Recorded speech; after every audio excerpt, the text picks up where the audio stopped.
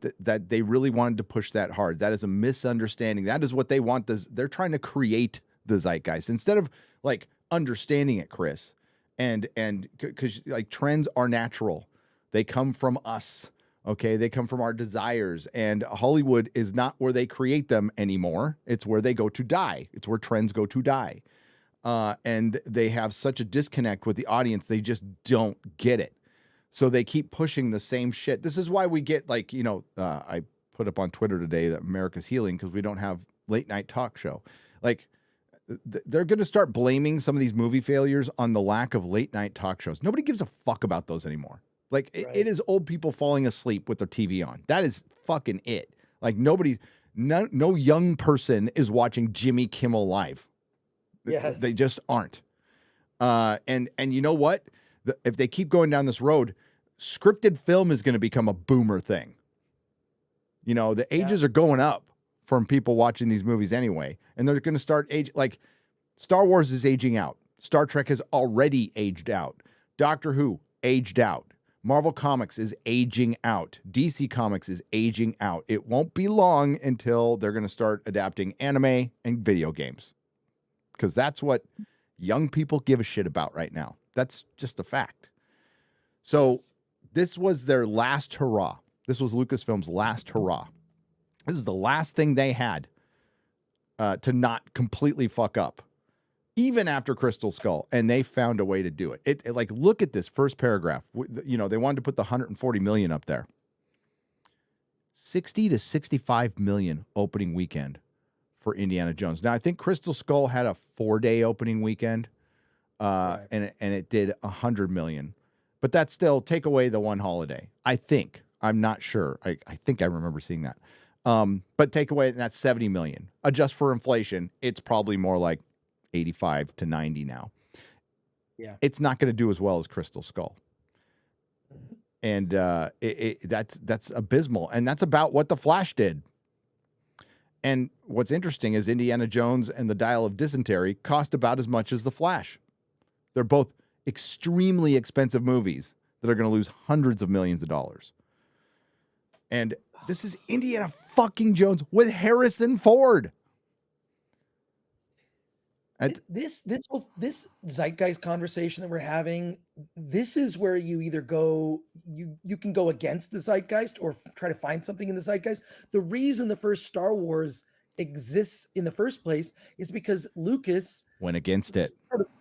It was, look, we're going through some dark times currently, but the late 60s, early 70s with, Nixon, the end of the Vietnam War, just so much social upheaval and chaos. Lucas was like, I want to make a fairy tale and a hero film for young boys. He went against it. And I'm telling you, if you're an indie filmmaker out there, really look at what are the things that people are dealing with that are in the zeitgeist right now. And no hard feelings as much as, yes, cheesy, raunchy comedy with a full frontal nude Jennifer Lawrence. Just saying. That's going to sell a few tickets. It might sell a few tickets. I think it's pretty amazing. It's not a sex scene, but it is, it's an applause moment. I saw it with a packed crowd twice. Gary, you should go see it. Dude, please. I'll see it on streaming. Dude, come on. I'm not going to go to a theater and see it. Dude, I got time for that. I got Indiana Jones coming out. I got Witcher coming out. Jeez, I got Comic-Con in a couple weeks. I just want to be able to talk to you about it. Because okay. Maybe I'll try. It just reminds me of a lot of kids that I know. My daughter has friends. I see kids are struggling to become adults and have adult responsibilities. Well, it doesn't help that they were forced to be home for a couple of years. I mean, that was happening anyway, and it was made 1,000 times worse when they were forced to be home. Yes. For a couple of years in some cases. I like movies that touch on truths, and what we're seeing and what we've seen in a lot of Disney everything is pushing a lie as a way to change the culture. That will not. And what we've seen in the last several months, I feel like the tide is turning. That if you are inauthentic, If people, and I think more than anything, young people can smell BS. Young people can smell BS. I mean, I'm pretty much still the angry Gen X punk that I was in the 80s. I have not changed. And there's a video of me on the Film Threat YouTube channel. If you've got 5 minutes, it's movie reviews I did in the late 90s. With me, I look like an idiot. But I have this weird haircut. I didn't really care, like I didn't care. Like I never really cared about my looks, and just like I'm like a doughy 30-year-old. It's pretty funny. But I'm the same guy. I'm literally going, "Oh yeah, that's like something I would say now." Like it's my opinions about things are pretty much the same. But I think that this is why a lot of these movies are bombing, Yes, is they're just not tapped into the culture. they're It's not. kind of why something comes out of the blue. It's like, how did that become a hit? Who knows? And it's like, it's always about zeitgeist. It's always about this tapped into the zeitgeist, whether it's a fear, and horror tends to do that better than most genres, because one, horror is really cheap, but horror can deal with sort of societal anxieties. Yeah. So I find that Well, interesting. we're seeing that paradigm shift with media. I played the clip. I'll play it again, probably in a video of Tom Hanks talking about the strike, and he's a producer, so he's got to kind of like play it safe. But at the end of his conversation, old Tom said, it's a different world now because there's a lot of free entertainment out there that we're competing against. And Yeah. it's the first time I've heard somebody like of Tom Hanks' stature admit it, like just straight out and say the quiet part out loud is, yeah, there's YouTube, there's TikTok, there's all this streaming out there that's free. That's free Yeah. entertainment. We're entertaining each other. So like, and I think he was really just trying to like semi take our position, which is, hey, writers, keep that in mind. We have an oversaturation now of streaming content. That bubble has burst. Now there's going to be contraction, which no corporation deals with very well at all, which is contraction, but it needs to happen. And things like late night TV are not long for this world. And, daytime shows not long for this world. These big produced things when, we can just watch somebody in their room talk about stuff and be way more compelling and real and just real. I think that's what people long for. I will, for sure, man. Yeah. No, I really appreciate all your great advice. I take it to heart. So, and we're seeing my channels closing in. We're like over 80,000. Dude, you're one of the You few know? people like we actually trust, and you're going to see these movies early. Take advantage of that. Take Yeah. I advantage of mean, it.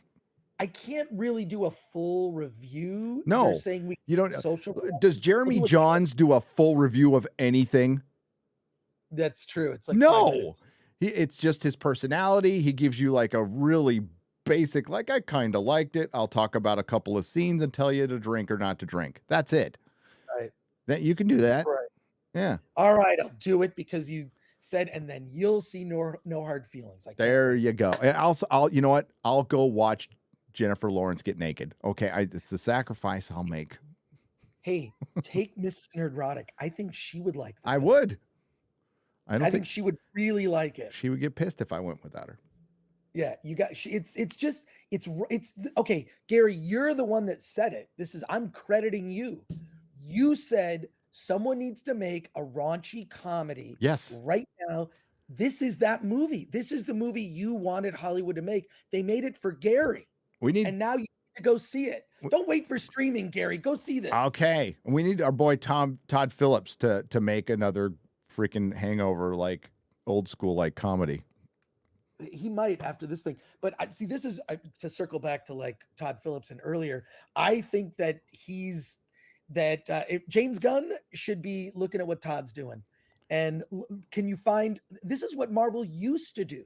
They would pluck these small indie directors, right? And they would give them all these resources. They'd kind of let them give the indie feel, so you'd have the studio look of the budget, right? But what do these indie directors do? Well, they dealt with the actors. They made it feel real. They made the story. I mean, if anything, Jon Favreau, he came from indie. Yeah. His movie Slingers, which Doug Liman directed it, but Jon Favreau initially wanted to direct it, but Doug Liman's family paid for the movie, so they kind of bought their kid a pass to direct a film. I still think Doug Liman's very talented, but Jon Favreau came from indie. The original Iron Man feels, if you take away all the special effects, take away all the spectacle, it's an indie movie, and that's what people long for, because what indie does well is truth. Things resonate emotionally. That's what Hollywood, I don't think Hollywood does that well. I think Hollywood does spectacle. But you combine those two, and that's what made, I think, the early Marvel succeed, was because of that sort of sweet and sour, that combo, right? Like, just it worked. It was something that worked. If Gunn was smart, he'd bring in some new indie that really shows promise, that shows they know how to direct actors, and give them resources. That's how James Gunn got in that position. I mean, his movie he made before the first Guardians was a movie with Rainn Wilson that was like a trauma film called Super. It Yeah. was weird. I love that movie, by the way. But And Slither. yeah, like these little small. I mean, he wrote Tromeo and Juliet, which is like a weird. Yeah. And then he ghost wrote like Lloyd Kaufman's autobiography. Lloyd Kaufman is a weird dude. I love Lloyd Kaufman. He made Stan Lee drop an F-bomb in front of me. It was pretty funny. I love Lloyd. He is Uncle Lloyd. Is I like it. Awesome. He's cool.